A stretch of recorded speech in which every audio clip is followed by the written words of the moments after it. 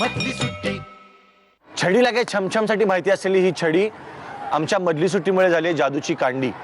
आणि उद्याच्या या PT उषा, सायना नेहवाल, कल्पना चावला, दीपिका पदुकोण माझ्या आसपास बसल्यात. बघूया ही जादूची कांडी वापरून त्यांना काय मागावंसं वाटतंय. जादूची कांडी माझ्या हातात आली तर मी इतकी ताकद आणील की आहे ना, टीचरने मला शिक्षा केली तर मी त्यांना हवेत उडवेल. म्हणजे असं दृश्य असेल की एक दिवस आम्ही शाळेत येऊ आणि आंब्याच्या झाडावर एक बाई बसल्यात, दुसऱ्या बाई अशा गच्चीतून खाली येत आहेत. असं मला शाळेचा युनिफॉर्मचा फार कंटाळा आला आहे, म्हणून मी ना नवीन ड्रेस घालून रोज रोज शाळेत येईल आणि बाकीच्यांना पण सांगेल की नवीन ड्रेस घालून या. मला जर जादूची काडी मिळाली तर मी माझी 0 फिगर बनवेन. मला जर ही जादूची कांडी मिळाली तर मी अशी एक कॅप्सूल बनवीन की मला 10वीच्या परीक्षेत नक्कीच 99 मार्क्स पडतील. मला जादूची कांडी मिळाली तर मी सगळ्या हिरोईनचे चेहरे काळे करेन. का ग बाई असं करते आमच्या हिरोईनला? कारण की सगळ्या हिरोईन जास्त शायनिंग खातात म्हणून. पण का जास्त शायनिंग का करतात त्या सुंदर दिसतात म्हणून. मग तू पण सुंदर दिसतेस. का नाही वाटत तुला तू सुंदर दिसतेस म्हणून? मी काळी आहे म्हणून. अगं काळी लोक पण सुंदर असतात. आपण बघ ना दोघं कसले स्मार्ट आहोत. दुसऱ्याला काळं करण्यापेक्षा आपण पण स्मार्ट दिसू त्यांच्यासारखे. चालेल ना? हो. तथास्तु. काय दंगा केलात तुम्ही, किती आवाज केलात, बाप रे. पण आता शांतपणे गंभीरपणे एक छान गोष्ट ऐकाल? आवडेल गोष्ट ऐकायला? आणि मी तुम्हाला गोष्ट सांगणार आहे ती अगदी आजची गोष्ट आहे. एका शाळेमध्ये एका वर्गामध्ये एक मुलगी असते. ती रोज मधली सुट्टी झाली की कोणाचा तरी डबा चोरत असते आणि त्या डब्याच्या जागी स्वतःचा डबा ठेवत असते. आणि खरं तर त्या मुलीच्या डब्यामध्ये सगळ्यात चांगल्या गोष्टी असतात. म्हणजे बाहेरनं आणलेले बर्गर्स, पेस्ट्रीज, केक्स, सगळ्या छान छान गोष्टी. आणि ती चोरतेच्या डब्यात मात्र असते दरवेळी पोळी भाजी. त्यामुळे कोणी कंप्लेंटच करत नाही.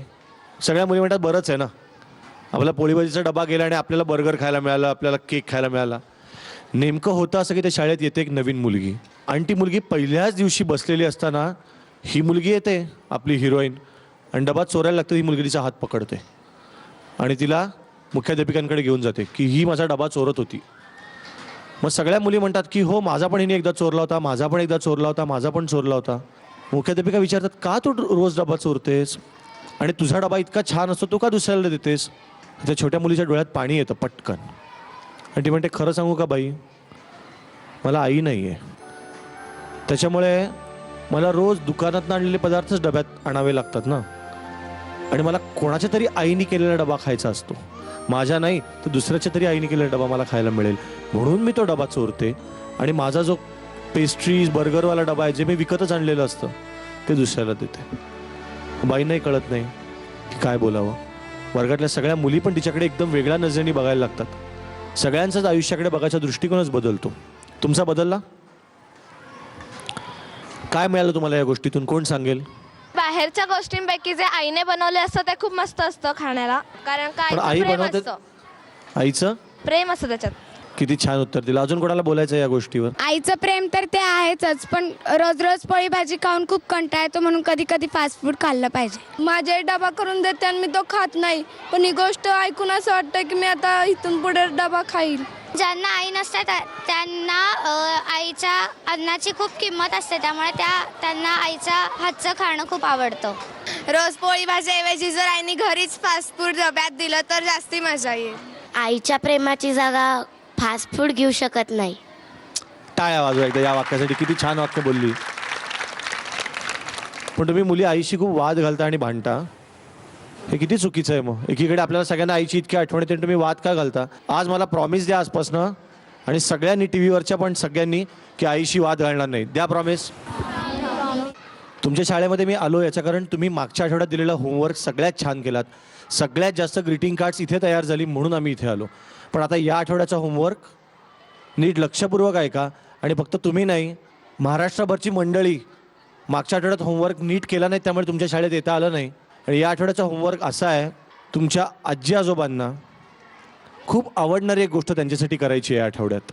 चेहरे काही जणांचे असे झालेत की पण माझ्या घरी आजी आजोबा नाही आहेत, पण नात्यात तर असतील, शेजारी राहणारे तर असतील.